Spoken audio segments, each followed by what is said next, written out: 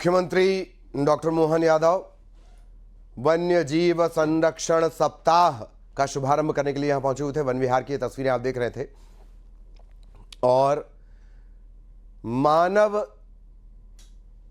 वन्य जीव सह अस्तित्व वन विहार में आया हूं और यहाँ अब आज के बाद से हमारे अपने पूरे पार्क के अंदर घूमने के लिए ई व्हीकल विभाग के द्वारा उपलब्ध होगी। 40 से ज्यादा वाहनों को लोकार्पित किया गया। हमारी फॉरेस्ट के साथ जुड़ी हुई पर्यटन की समितियों को लगभग 18.5 करोड़ से ज्यादा की राशि उनका लाभांश वितरण का कार्यक्रम भी किया।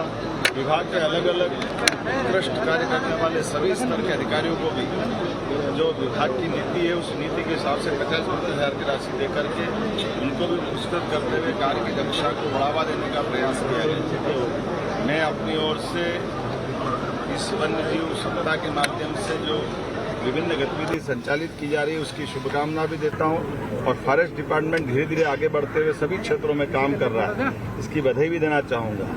बहुत जल्दी हम अपने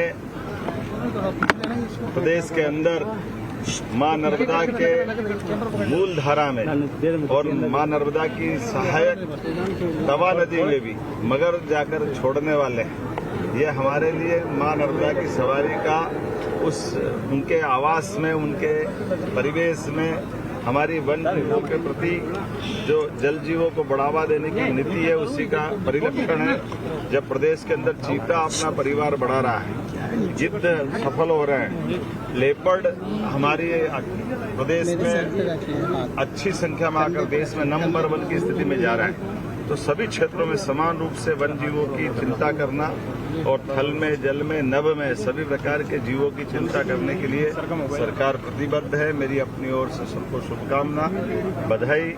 नवरात्रि के पावन पर्व की आज नवमी है, पूरे प्रदेशवासियों को बधाई। कल दशहरे का आनंद है, दशहरे की अग्रिम बधाई। आज वृद्धजन दिवस भी, वृद्धजन दिवस की भी बधाई।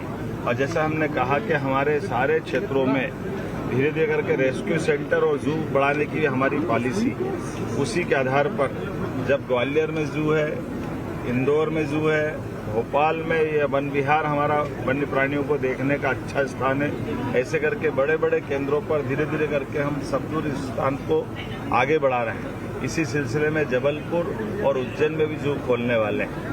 एक एक करके हर स्थान पर जहां हमारे टाइगर रिजर्व भी है, आगे जाकर के रेस्क्यू सेंटर वहां भी स्थापित करते हुए हम सभी की प्राणियों की चिंता करने के लिए आगे बढ़ेंगे। एक बार फिर मेरी अपनी ओर से इस पूरे आयोजन की बधाई। लेकिन अभी तो एक और अच्छी बात है, भावांतर योजना के माध्यम से हमारी सरकार किसानों के लिए, मैं धन्यवाद अदा करना चाहूँगा प्रधानमंत्री माननीय श्रीमान नरेंद्र मोदी जी का और कृषि मंत्री जी का। हमारे यहाँ पिछली बार 4800 रुपये में सोयाबीन का MSP हुआ था। आपको ध्यान होगा कि ये हमारी सरकारों के द्वारा ही रेट बढ़ाए जा रहे हैं, अन्यथा सालों से सोयाबीन के रेट बड़े तकलीफ में थे।